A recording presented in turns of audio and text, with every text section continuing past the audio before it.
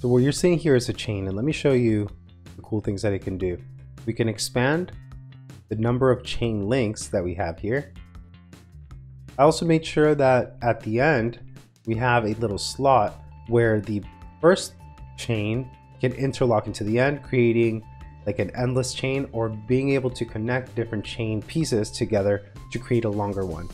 Let's go over some of this stuff, and then I'll share with you the process and kind of the work in progress of me working on this script with a time lapse. So let's get into how this was made and show you some of the peculiar things that make this a great script for those of you who are into 3D printing, into laser cutting, fabrication, or who wants to learn, or whoever wants to learn more parametric tricks. So thank you very much for being here. Let's get into it.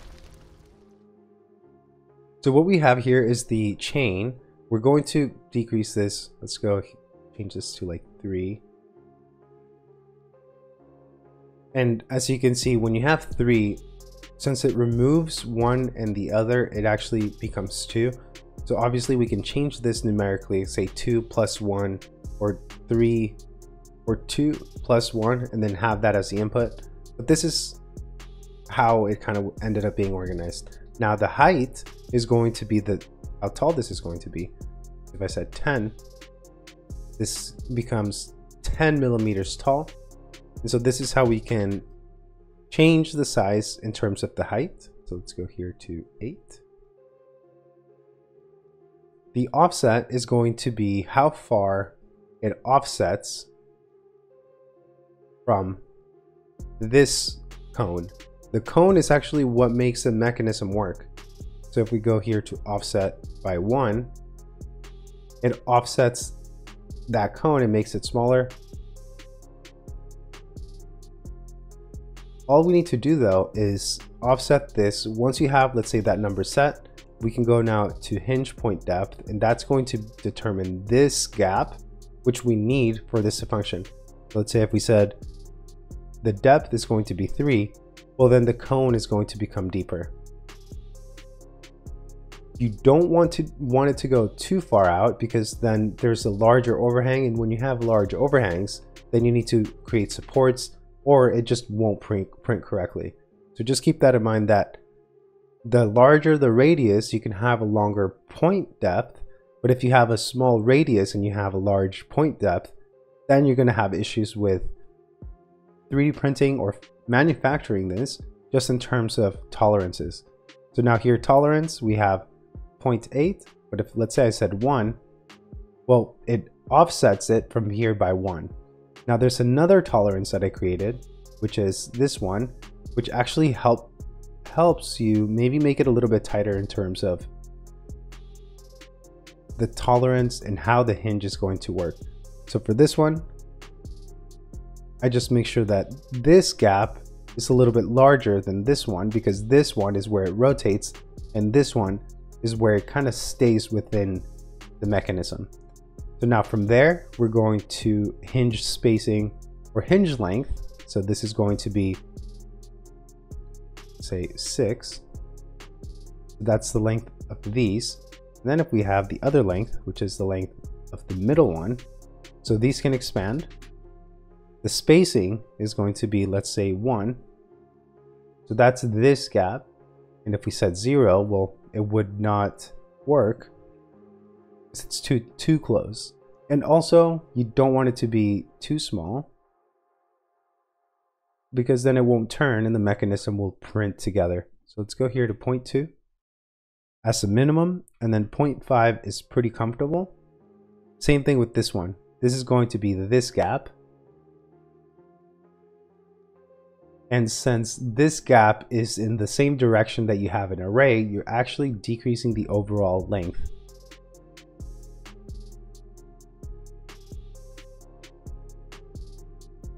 For 3D printing, I use 0.2 to 0.5 as a tolerance. Now this hinge is funny because now you'll see that you'll have this rotating and the other one rotating as well. But actually this is going to be more of a constant, because the array is going to be linear and all we're doing is rotating one thing side to the other. So that one is not as critical. Now the hinge length, this is going to be this gap here. So if we increase this,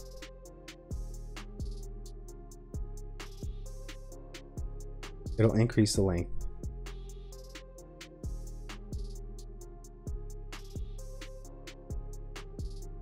Then let's move on to the connector tolerance, which is this one. That's going to be this, where this cone is able to slip over and create an endless chain. So now we go to connection tolerance 0, which means that it can easily slip into that location. Or if we increase the number, you'll see here,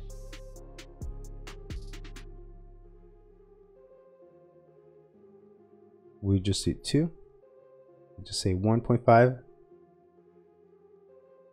and this will make it easier or more difficult for you to take this, say here, when you move it, when you see here, it goes to there, so it'll slip in, but it has this little bit that I'll actually show you that with the video.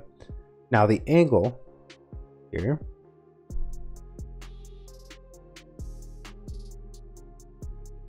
is going to determine how wide that is. So maybe we can make it a little bit less, so 3 or so, where it can slip in there. Let's see if,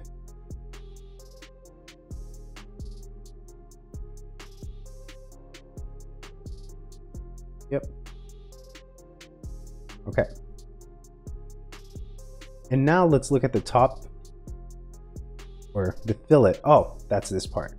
So these edges could be not rounded, could be square, or we can, you know, give it a value to round those off, and that makes it easier for it to turn.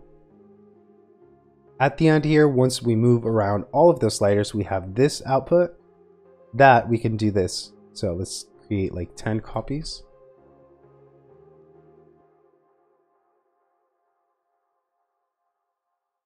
Let's bake this one. So select, middle click, bake. Now let's take a look at it here.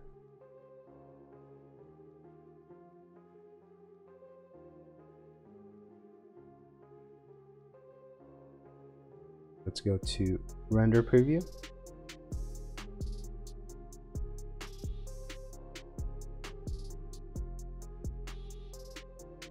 Let's see if now that we have it baked out, let's use clipping plane. Using vertical.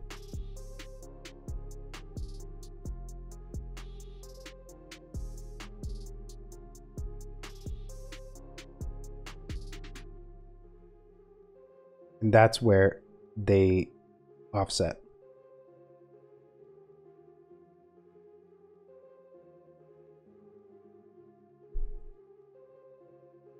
So let me show you some examples of what this looks like when it's printed. And yeah, you'll see the entire work session here. So thank you for being here. If you want to download the script, check out my website. I have this available to download until the next video is released. So if you have any questions, let me know. And yeah, I hope to see you on the next one.